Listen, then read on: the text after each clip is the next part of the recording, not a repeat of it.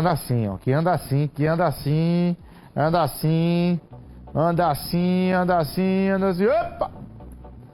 O vício das crianças em celular é algo que pode prejudicar o desenvolvimento, Mário, do motor cognitivo.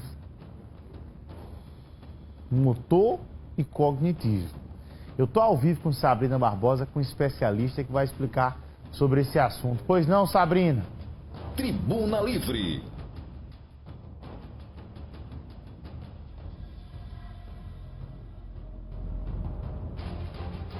Oi, Bruno, vocês aí de casa que estão acompanhando a nossa programação, e o nome disso aí que você acabou de falar é nomofobia, é uma doença, inclusive, por conta desse uso excessivo de celular. Olha, Bruno, nós brasileiros temos um costume tão grande de ficar no celular que já teve uma pesquisa mostrando que, em média, a gente fica 9 a 10 horas com o aparelho celular assim na mão. Já imaginou? É claro que isso deveria ocasionar aí algum tipo de doença, principalmente na nossa questão, como você acabou de falar, cognitiva, motora e uma série de outras questões. Para a criança é muito pior esse quadro, por isso a gente vai conversar agora com a Alice Santos, que é psicóloga, porque a nossa preocupação é esse controle do uso do aparelho celular em crianças. Como é que a gente pode fazer esse controle? O que é que essa doença pode acarretar de problemas para as nossas crianças? Bom dia, Alice. Bom dia, Sabrina. Bom dia, Bruno. Bom dia a todos que nos assistem. De fato, Sabrina, o uso de tela ele já é muito prejudicial para o adulto quando feito em excesso e para as crianças é mais ainda. Atualmente, a Sociedade Brasileira de Pediatria recomenda que até os 2 anos as crianças não usem nenhum tipo de tela e até os 5 esse tempo seja limitado a 2 horas, né? E a gente sabe que isso é quase inimaginável. Hoje em dia as crianças passam quase que 5, 6, 10 horas muitas vezes usando as telas e isso afeta muito, Sabrina, principalmente a capacidade de estabelecer relações interpessoais. Então, através das brincadeiras de troca de turno, por exemplo, quando uma criança joga e depois a outra joga, as brincadeiras do nosso tempo, digamos assim, as crianças aprendem muito. Quando elas ficam restritas às telas, elas acabam podendo desenvolver sintomas de ansiedade, né, de impulsividade, aquela questão de ter o resultado muito imediato. Então, nas redes sociais, as curtidas, os compartilhamentos, isso tudo acaba gerando uma sensação de imediatismo e isso afeta muito o desenvolvimento do indivíduo. Agora, Alice, a gente tem uma preocupação com relação aos conteúdos que ficam acessíveis às nossas crianças. Algumas gostam de jogar, outras já estão utilizando as redes sociais. Nessa questão de rede social, que é muito mostrar o seu dia a dia, que é muita intimidade, de que maneira aquilo pode prejudicar o desenvolvimento da criança? Não deixa de ser um risco, né? Hoje em dia as crianças estão usando as redes sociais cada vez mais cedo.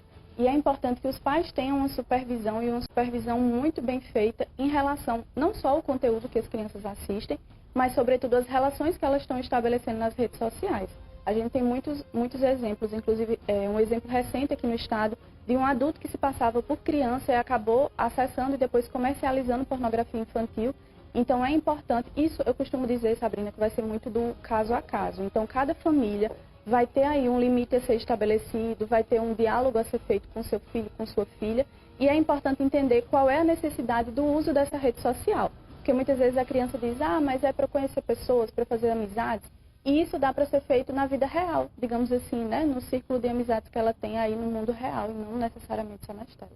Exatamente, e para a gente finalizar, a pesquisa também apontou que as crianças estão ficando adultas mais cedo, principalmente com essa questão da vaidade, porque ela encontra muitos produtos aí e acabam tendo a rede social também como meio de divulgação do trabalho da própria criança. Tem criança que já vira artista, é influencer. Como é que a gente pode ser mais, digamos assim, ter mais cuidado com relação a essa exposição, para a criança não deixar de ser criança, para não ficar com esse excesso de vaidade e já se tornar um adulto tão cedo?